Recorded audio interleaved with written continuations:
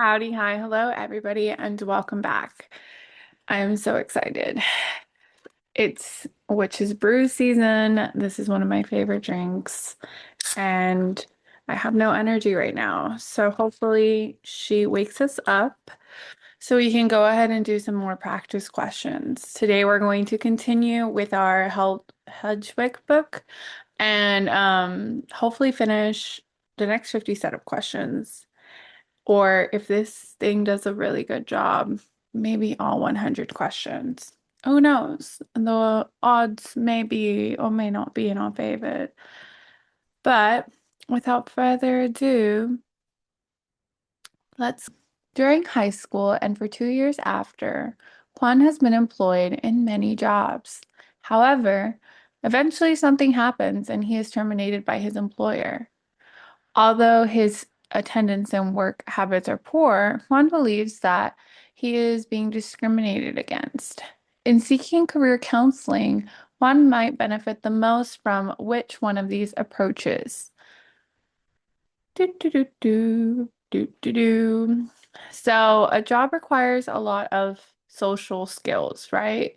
You know this, I know this, everyone knows this. And if he's had multiple jobs before and has been fired for them because of his poor work habits, whatever they may be, it may be helpful to work with somebody who deals with social situations and learning about them. So a social learning perspective would be best for Juan in this scenario. The answer is D.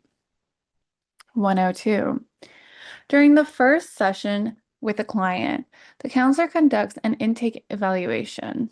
When the question focuses on potential problem areas, the client says, I know what my problem is. My psychologist says I have post-traumatic stress. An appropriate next step for a counselor would be to what? I'm going to take a drink while you guys read your answer choices.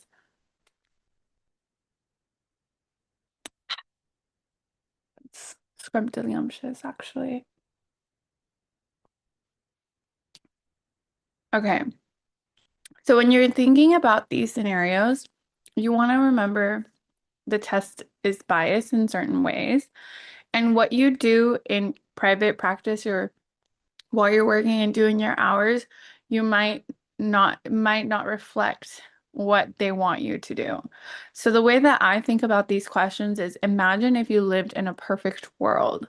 If you lived in a perfect world, what would the answer be? So in a perfect world, you would determine who the psychologist is and obtain permission to contact him or her because you'd want to know why they diagnosed this, what did they see, etc., etc.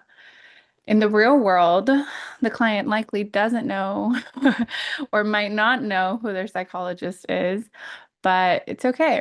We do some research. Okay. 103. The supervisor of interns at a counseling agency informs the three new interns of the standardized assessment instruments used there.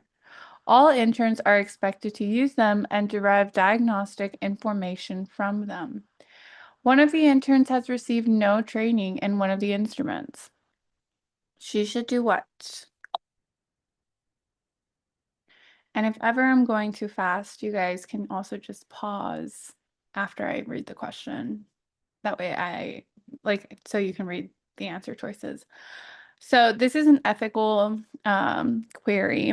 And basically, if you don't know how to do something, don't do it because you don't know how to do it. It's pretty simple. And it's okay. I think one of the key lessons that I've had to learn is that you are learning an entire new profession, an entire new degree. And if you don't know how to do something, it's okay to ask for help from your supervisors. That's what they're there for. So in this case, the answer would be A, tell the supervisor immediately and ask for training. 104.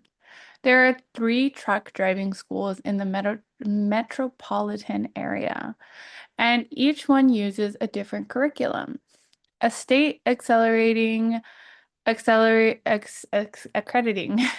agency plans to examine the effectiveness of three curricula used for training drivers. The dependent variable in this investigation is what?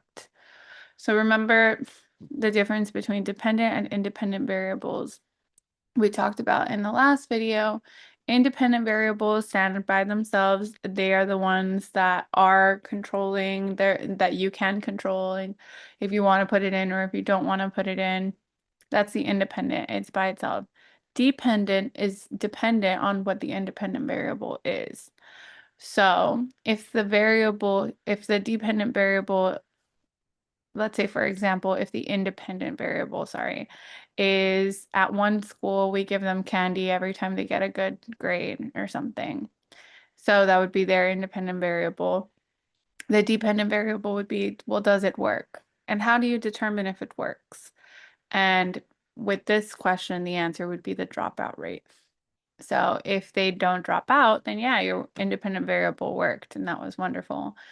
If they do drop out, then your independent variable likely wasn't that great. Well, I know that I use candy as an example and they use curriculum as an example, but just so you get the gist. All right, next. Grandma lives with a nuclear family of 4, which includes 2 children who are 4 and 7 years old. Grandma is the father's mother and babysits the children while the parents work. The parents find the children more and more uncooperative and disrespectful. To help them better understand family dynamics and learn parenting skills, the 4 begin family counseling. Grandma refuses to attend, insisting that she would be too old for that nonsense. The family counselor believes that subsystems within the family are highly influential. Perhaps the most important familial family subsystem not in counseling is what? Okay. So you automatically already know that the answer has to do something with the grandma because she's the only one that's not there.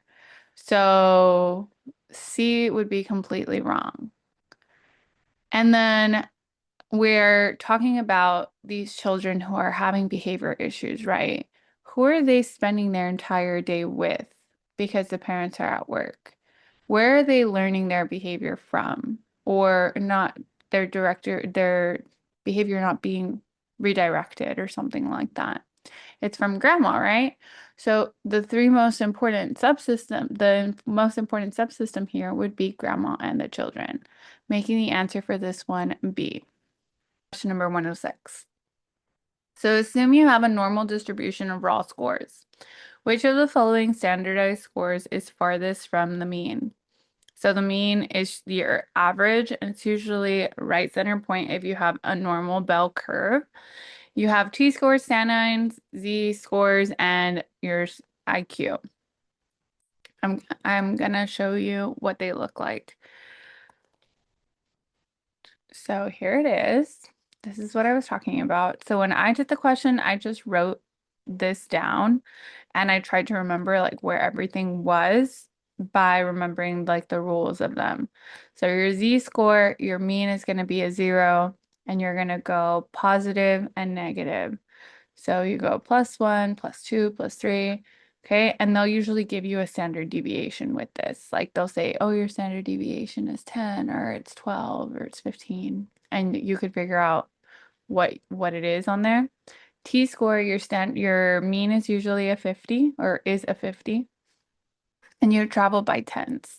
So you travel by tens to your right, adding and subtracting.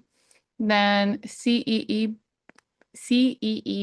score, I haven't seen any questions on. I haven't bothered learning it, to be completely honest, but this is what it is. Then we have your deviation IQ. This one's pretty important. It's 15 for most of them. I think the standard vignette uses 16. Hey Siri, what does the standard deviation for the Stanford IQ? Here's an answer from Chegg.com. 52. Hey Siri, what's the standard deviation for the Welchers IQ? Here's an answer from Chegg.com. Okay, 15. I know one of them had a 16. I don't remember which one. Okay, but you add 15, subtract 15. Star nines, 5 in the middle, 20, and then you go this way by nines. And then we have a percentile ranking, and you get to pick your percentile. So basically, your first one, your T-score was a 35. So you would picture this in your head or write it down, go to 35. Here's where you would be, and here's how far you are from the mean. Your second one, your stand was 6. Here's your mean. Here's 6. It's awfully close. The third one was a z-score of -2. So here's your mean, -2. And then the last one was an IQ of 120. Here's your mean. Here's your 120. So which one was furthest from the mean? It was the z-score of -2. So 106 is choo choo choo choo. Mm, mm, mm, mm, mm, mm. Do, do, do, do, do, do, do. Z. Z. Yeah, Z. Also C. All right, next. A counseling procedure pairing anxiety-producing stimuli and relaxation exercises is what? So this is systemic desensitization. Um, what's his name? Wolpe? Wolpe? Wolpe? Wolpe? Then we have 108. Research indicates that hiring older workers has advantages over their younger counterparts. Which of the following is not true? And I'll let you guys read.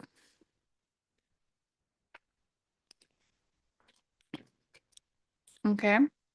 So think about older individuals tend to want stability and are not going to be going from job to job to job or doing a bunch of things like that. So they tend to stay at their jobs a lot more than younger workers. Younger workers are like, I can go do this, go do that, go do this job and that job. And older workers are more like, I'm going to stay here because I have a family to support. Okay. Blank occurs as a result of development of multiple congenital deficits that include memory impairment and one or more cognitive disturbances. Impairment in occupational and social functioning is present. Which one is it? So because this is cognitive, and it has to do with memory, this is going to be dementia.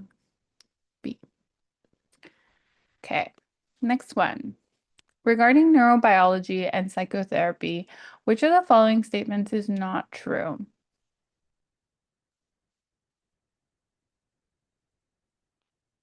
Okay, the answer to this one is going to be A. So far, the production of positive neurotransmitters appears to occur as a result of talk therapy, but not other integrative therapies, because that is not true. You get positive neurotransmitters with a lot of therapies. I don't know if it's all of them. That's why I didn't say that. Okay. Okay. Question number 111. The developers of many psychological tests assume that the traits that they are measuring can be parceled out in equal parts up and down a scale. The numbers representing the variable have the same quantity. This is an example of blank measurement. So in order to get this question, you need to understand the different levels of measurement. So let me share that. Share. Okay. So the levels of measurement, you have nominal. These are categories with no order, like gender, your name, um, your race, your sex. Ordinal, these are ordered categories. So these are like your class rank, or we're ranking these people from first to worst. Then we have our interval. These are ordered equal intervals with no true zero. So like IQ testing. And then you have your ratio. This one, equal intervals with a true zero, like height and weight. So when we're talking about going back to our question,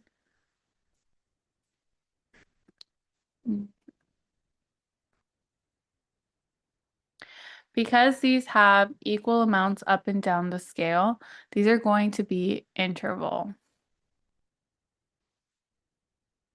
Okay. 112. Occasionally, some group members select another on whom they vent their anger and blame for events occurring within the group. This person is called they're the scapegoat, the person who could be easily blamed for things. Okay. In career counseling, many clients have misconceptions about the purpose of assessments, such as tests will tell them what to do or what to be. Which of the following statements is the most accurate? And I'll go ahead and let you read those. I also haven't read these questions, speech it ups moving forward. So I'm going to be reading them as well. Okay. You can do it together.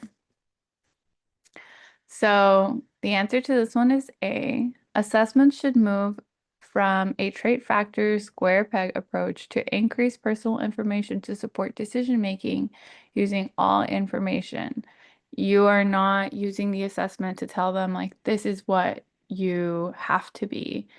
It's more of a, this is what you could be. This is what your interests reflect you might be interested in. It's an option, not a forced choice. Forced choice like this test. Get it? Because that was another question. Okay, it's fine. 114. Employing a mixed method research design means what? So mixed method means you're using both quantitative and qualitative methods. Quantitative, think numbers. Qualitative, think conversation. My laundry is done. I need to go get that. I'll do it at 120. Okay. Relational cultural theory is gaining impetus in the conduct of therapy. Which of the following statements is not true about it? So this is like, it's gaining popularity. It's getting talked about more. Relational cultural theory applies to both women and men, not just women. 116. Changes in technology in the world of work have been increasing during the past 20 years and will continue. The result of this technological change have not always been positive and have resulted in the dislocation of many workers. This phenomenon has become known as the what? Mm-mm-mm.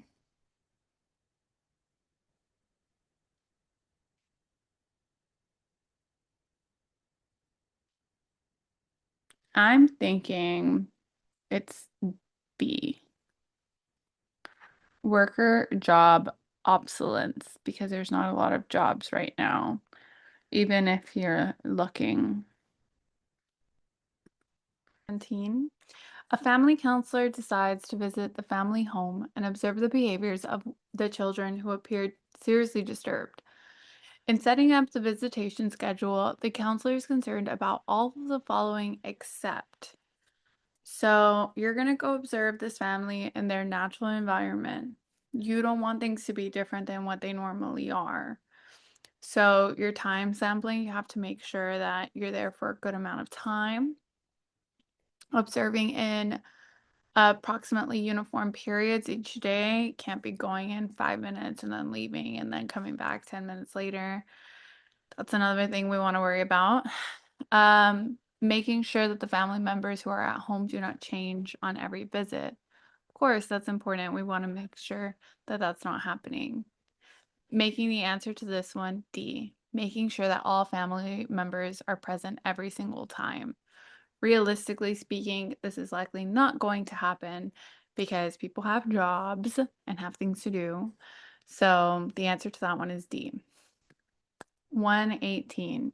More and more counselors move into supervision and counseling program management positions. And developing a new counseling program, identify the steps or processes which are in the appropriate order. So here we're building a counseling program. So the first thing you want to do is make sure you assess the needs of the program. And then you develop a plan, implement, and evaluation. Then we have asymmetry of roles and identity tension line. What does this refer to?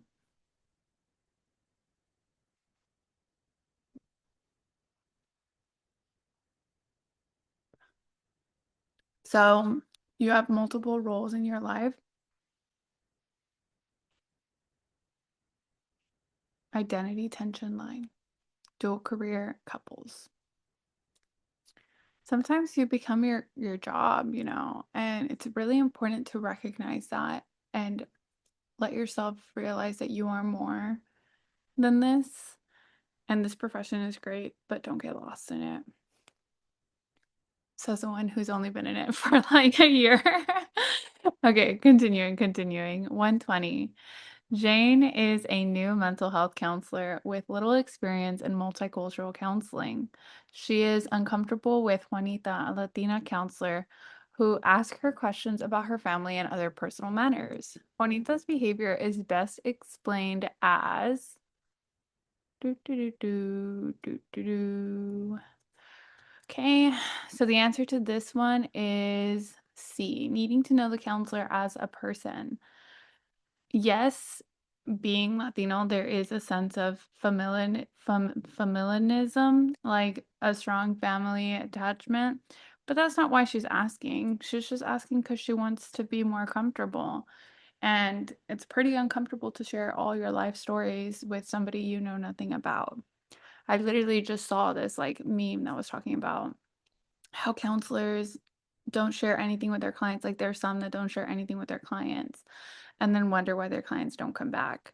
Now, I do understand the whole there needs to be a separation and this is their session, but a little bit of personal disclosure to establish a therapeutic relationship goes a long way.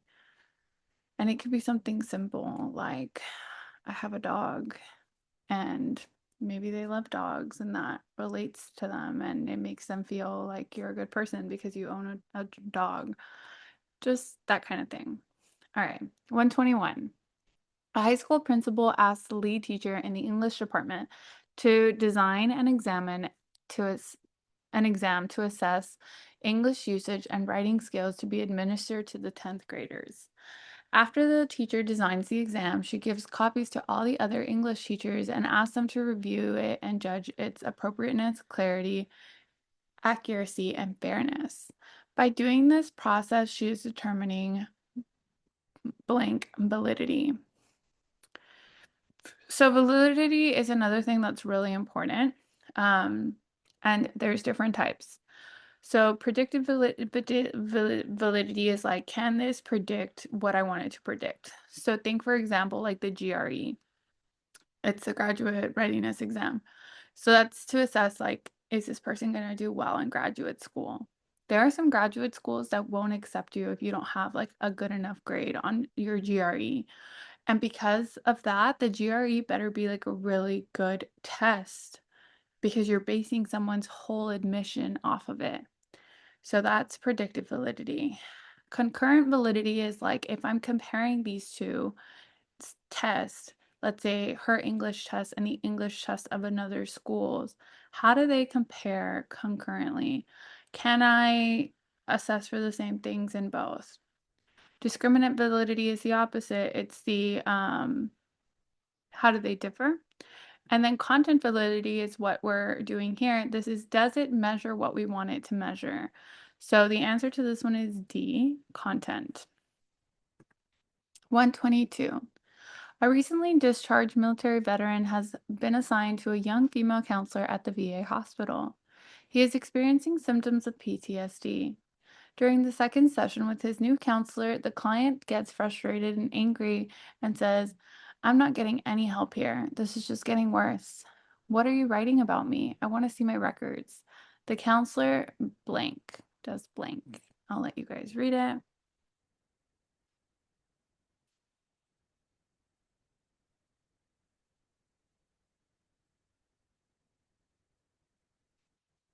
Okay. So the answer to this one, HIPAA, everyone's entitled to their records unless it may harm them, right? So they can ethically deny the records if it's gonna harm them, but normally you want to just like give your records. I would also explore the anger. It might not be like my top thing that I do first because obviously he's agitated. And I would explain to him, like, oh, like if you want to see your records, I think it's not the best idea because it might not help you right away. Because it depends too on like how you do your notes. If you do your notes based off of like what you think and what you're theorizing is wrong with this person versus like, so a SOAP note is like subjective, objective, what are you going to do, the assessment, and then your plan, right? If you do it in a way that's like concise, you can give it back to them. You can give them their notes regardless. They are entitled to their notes, but if it's going to hurt them, all I'm saying is like write your notes with caution. Okay. And keeping in mind also that your notes can always be subpoenaed. So you want to be able to protect your client's records. So when you are taking notes, I would recommend not writing absolutely every single possible thing that that person said during session. Because A, it's really time consuming. You're going to have so much, you're like not going to be paying attention to the client because you're writing everything down. B, it's not necessary. Like you're helping the client, you're doing your job. Just stick to the SOAP format or the DAP format or whatever format works best for you because it's designed to help you. Okay, continuing. Sorry, I went on a tangent. A counselor at a mental health agency noticed that the client who complained of anxiety also tended to introversion. As a part of the agency's intake process, test scores were collected from all clients on these two, as well as other variables. The counselor decided to examine the relationship between these two variables, and her statistic of choice was what? So we're testing two variables. What does two mean in another thingy? This one's pretty easy. This one's bivariate correlation. We want to see how these two variables correlate. And bi means two. Sorry, I have the football game playing in the background. 124. Of the major counseling theories, some are more conducive to measuring the effectiveness with clients than are others. All may be effective as applied by some counselors with certain clients who have certain problems. In general, however, there are two theoretical orientations showing the most effectiveness through research. And those would be, okay, so CBT is like one of the most popular right now. Making the answer to this one B, behavioral cognitive theories and rational emotive theories. Rational emotive is literally CBT, but with like an extra step. From my perspective, from my opinion, I'm an eclectic counselor, so I like to use multiple modalities, and I have noticed so much similarity between REBT and CBT.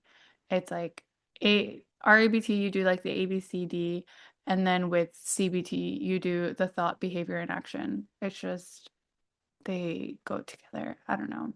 But REBT also has more like um questioning the beliefs. It's a little bit more detailed. Okay, 125. A counselor is asked to do group counseling with several young adults, males, who are court referred because of violent tendencies. During the first few weekly sessions, the counselors determined not to provide which of the following sets of group counseling conditions. Do, do, do, do, do. So not to provide these.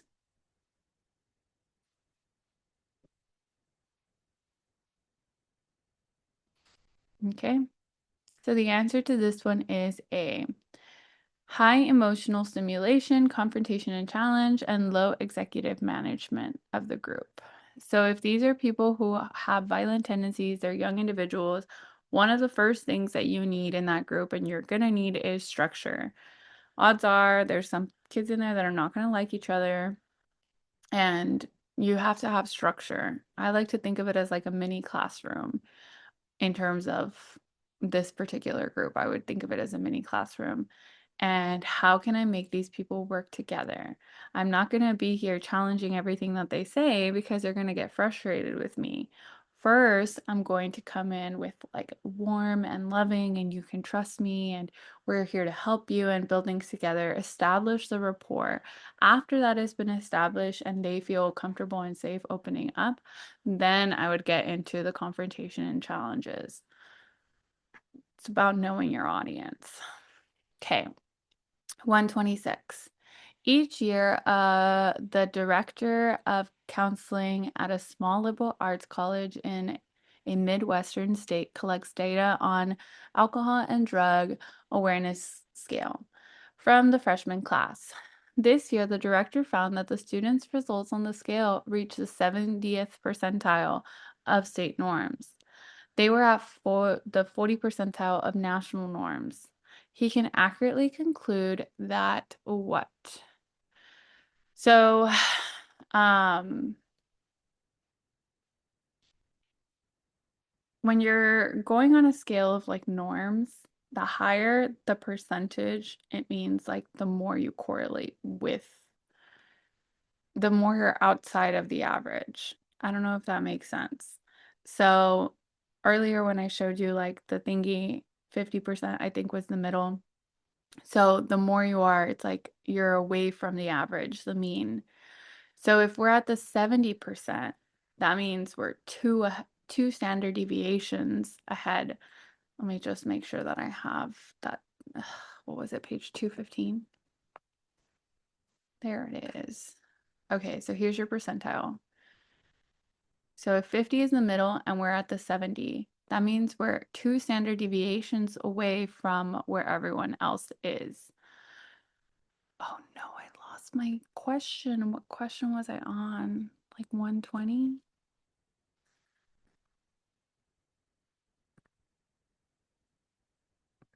Hmm. Yeah, we were close to here.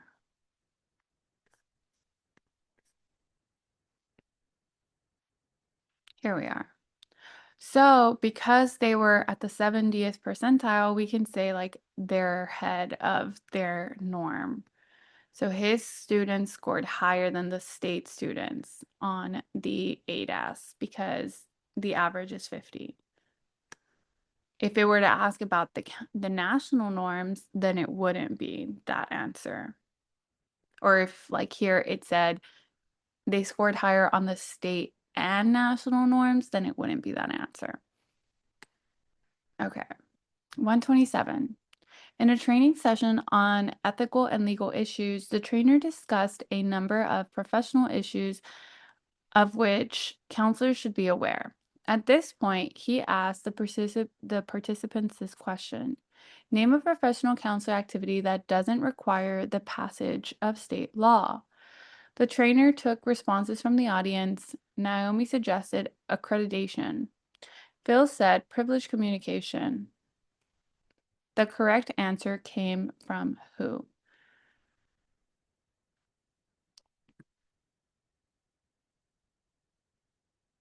Oh, there was multiple answers, sorry. Jackson said involuntary commitment. Marcia said licensure. Naomi said accreditation. And Phil said privileged communication. So this does not require the passage of state law.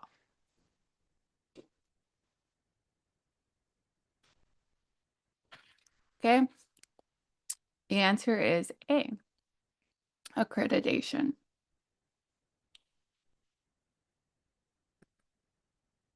128. 12-year-old Heather is very close to her mother. After school, she cannot wait to share what happened during the day. Her mother enjoys this closeness and considers Heather her best friend and takes her on many outings and adventures. The father is beginning to resent this time his wife spends with their daughter, but is glad that Heather has a guiding hand in these critical years of development. One theory a family counselor would suggest would be,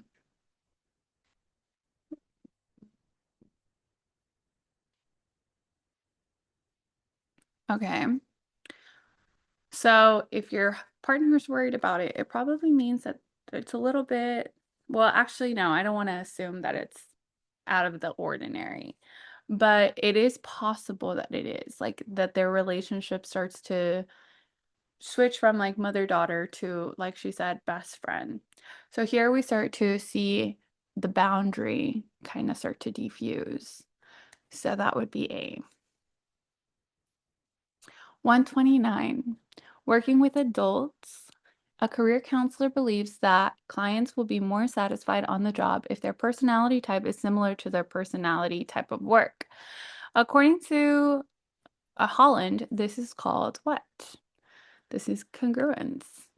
They match. Okay. A counselor working in a juvenile group home designed an inventory of social skills which each resident takes.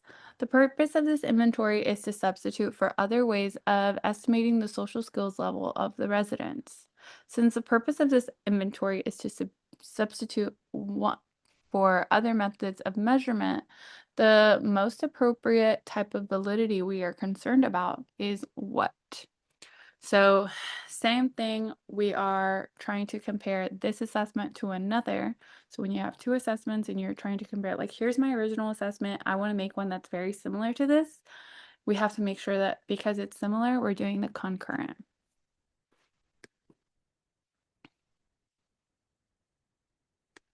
Okay. A key provision to the Individuals with Disabilities Act is pew, pew, pew, pew, inclusion of the children in all regular classes and activities. Antonio is investigating the differences in social skills between homeless veterans and a sample of veterans that are not homeless. As he gets to the point of data collection, he realizes that he will be limited to assessing only those veterans of each group who volunteered to participate. Because of that, when it comes time to data analysis, Antonio will probably have to use blank, blank, blank. So the answer to this one, I think, is B. Yeah, it is. Non-parametric statistics. And non-parametric is just like, this is out of the ordinary. Normally we would do parametric, but because this is out of the ordinary, we have to use non-parametric. Those are like your ANOVA testing. Okay. A client of community agency counselor reveals that he has the HIV virus but no symptoms of AIDS. The client has not told his gay partner and refuses to do so the client because the client may actually never get AIDS. After further counseling and continued refusal to tell his partner, the counselor believes that they must do what?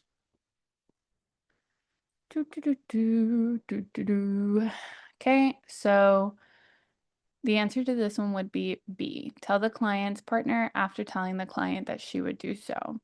Working with couples is really tricky, especially if you see them individually.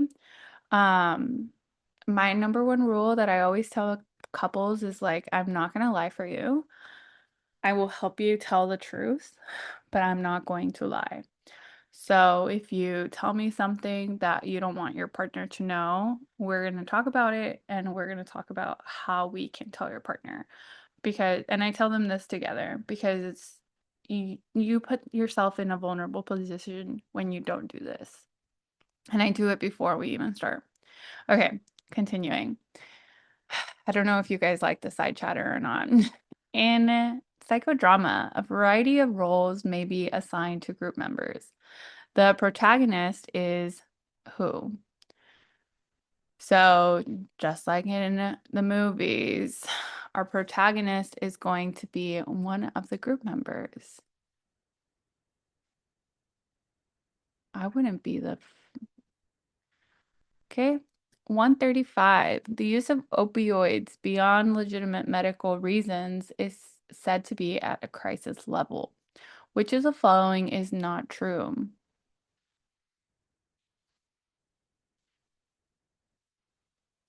A.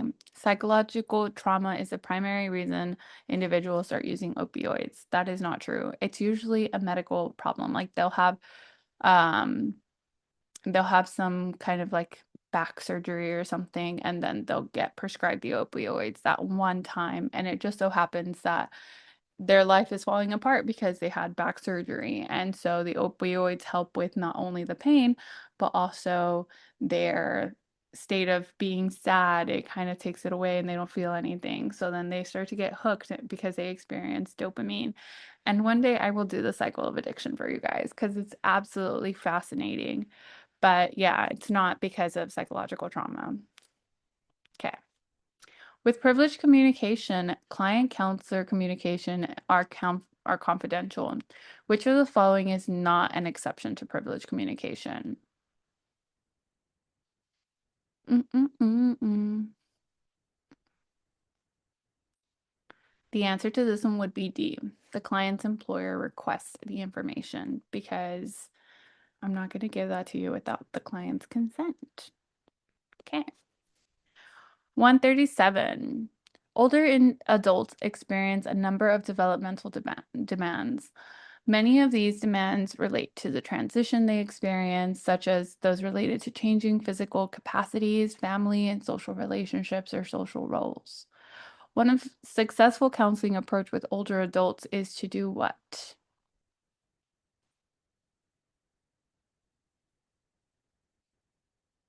Okay, so the answer to this one would be C. Use a problem-solving approach focusing on specific and immediate problems because they need the help now. 138. A counselor has set up an elaborate experimental study which includes gathering pretest and post-test data. However, she is concerned that the pretest itself might influence or interact with the experimental treatment. To deal with this contingency, she decided to do what?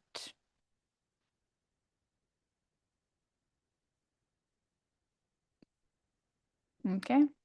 So the answer to this one is Solomon's four-group design. And let me just share with you guys really quick what this is, in case you've never heard of it before. So this design examines the effect that any pretest uses an experimental treatment. So assume that your subjects take a pretest measuring their commitment for establishing career goals. This pretest could sensitize them to the need or the career goals for with whatever time period was done. So this design allows you to determine whether the pretest by itself made a difference or whether the treatment by itself made a difference. So you'll put like, okay, so for group A and B, I did give them the pretest, I gave them the treatment, and I gave them the post-test for group A.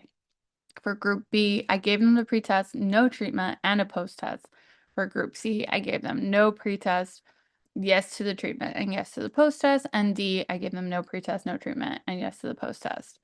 So it's going to help you like figure out what was actually making a difference. And that's Solomon for you. Okay, I think we were on like 130. Mm, wrong test. There's two tests here. There's the NCE test, and then there's like the counseling one, the comps test, I think. Okay. One, no, we already did those. Mm,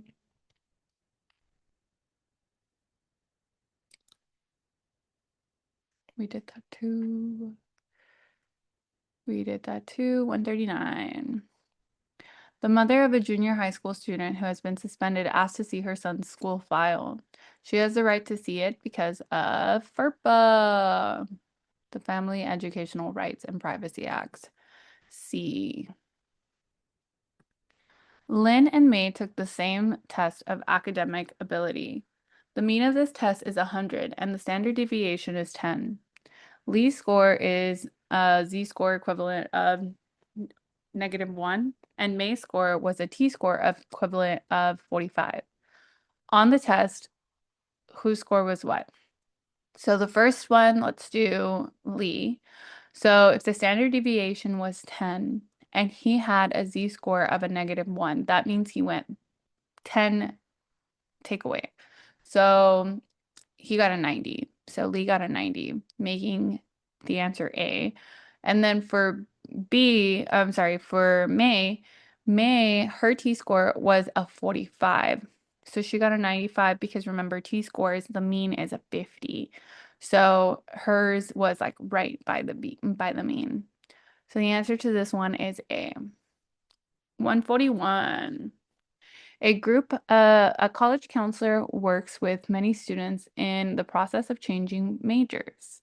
Some information which is important to this process is occupational trends and projections. On a national level, the document providing such information is what? Okay, so all of these are really cool and have really good things on them. But if we're talking about like a national level, it would be the Occupational Outlook Handbook. If you just want to know like what are all the jobs possible, you could use the directory of occupational titles. Okay. A holistic approach to therapy is identified by Arnold Lazarus. He did the basic ed. You should read the questions all the way through. I have a really bad habit of not doing that. Like I see a name that I recognize and I look at the answer choices and I'm like, this automatically I associate Arnold with the basic ed. None of these other ones. Like solar, that's the one where you're like sitting with the counselor, open eye contact, the relaxed. REBT is the REBT Albert Ellis, is it? Rational Emotive Behavioral Therapy, which is by I don't want to get it wrong. Albert Ellis. I love when I get things right. And Riasec is the John Holland, the realistic, investigative, artistic, yada yada yada.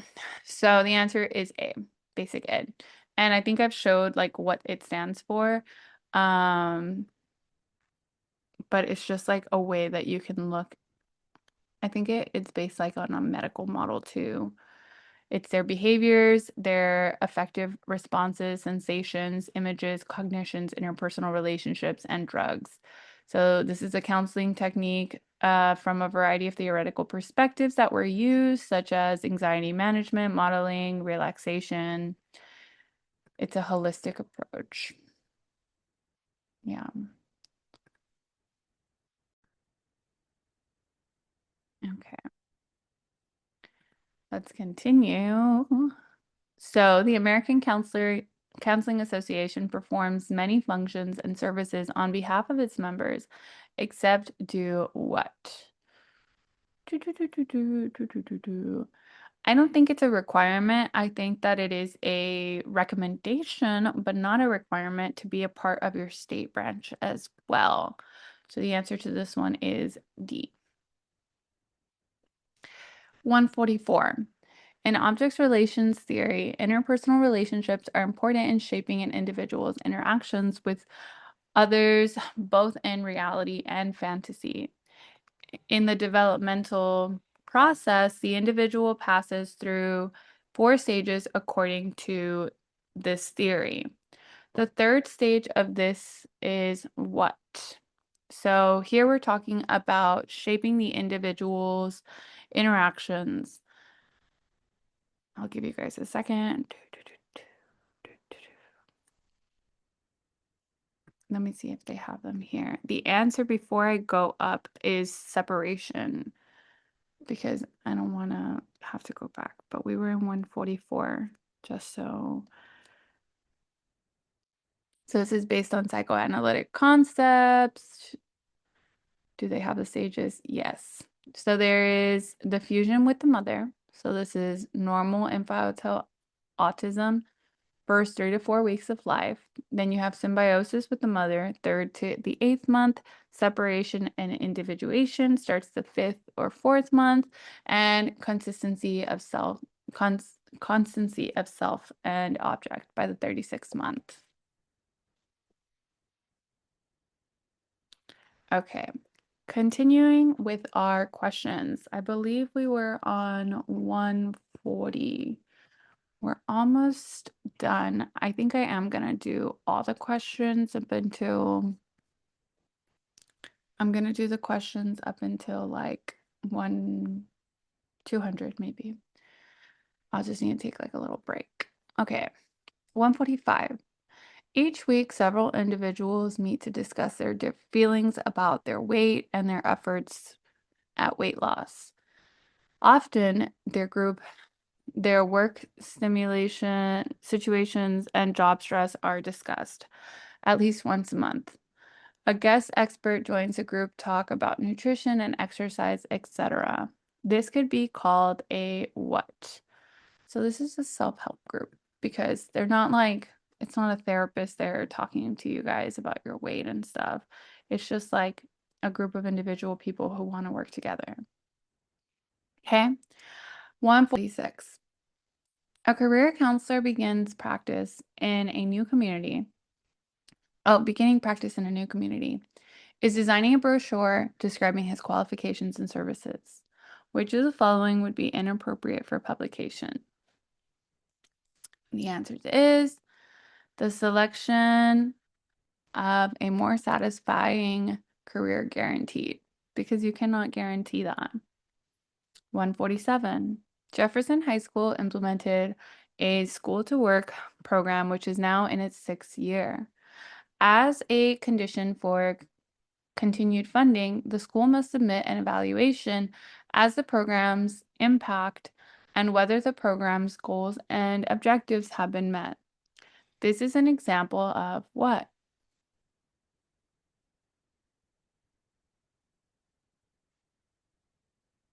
So this sounds like a summative evaluation because this is after the program's all done. A standard technique often used by family counselors who are interested in intergenerational influence is called a genograph. And this is where you like map out the family tree. I'm rushing because I'm about to finish. A special education 49. A special education child has a considerable difficulty writing words because of their physical limitations. Periodically, the teacher reinforces the child with a smile and an encouraging word. This is an example of what kind of reinforcement? So because it's periodically, that's your keyword there. It's not happening on a set schedule. It's just happening when it does. This is a variable interval. It depends on when it happens, right? Lastly, I know I said I was going to do them all, and I am, but I'm going to make a separate video. So the next one should also be up by the time this one's up, hopefully. Career counseling with cultural diverse clients argues for certain awareness on the part of the white counselor. Which of the following is not an issue for concern?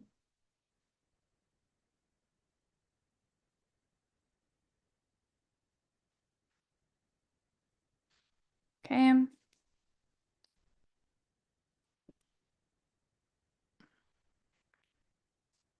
So 150, understanding the historical and socio-political environment is not particularly helpful with a career client. Okay. And we will pick up at 151 and the next one. I know that these are not as like detailed as my other videos, and I'll go back to making those. I just wanted to do like one. Let me stop sharing. I just wanted to make one long, like this is the whole test, and these are all the practice questions that were in this book. And that way, if you're at that stage where you're ready to just take the test and you just want to do practice questions, that's what these videos are for. If you want to learn in detail everything and like concepts and really understand them, I would recommend looking at my other videos where I just go through the concepts and show you pictures of understanding them. Also on my TikTok, I post videos and explain that as well as diagnosis and how you can diagnose things. And yeah, I hope you guys enjoyed this video. I'm gonna go finish my laundry, eat some food, and be back for the second part. Goodbye.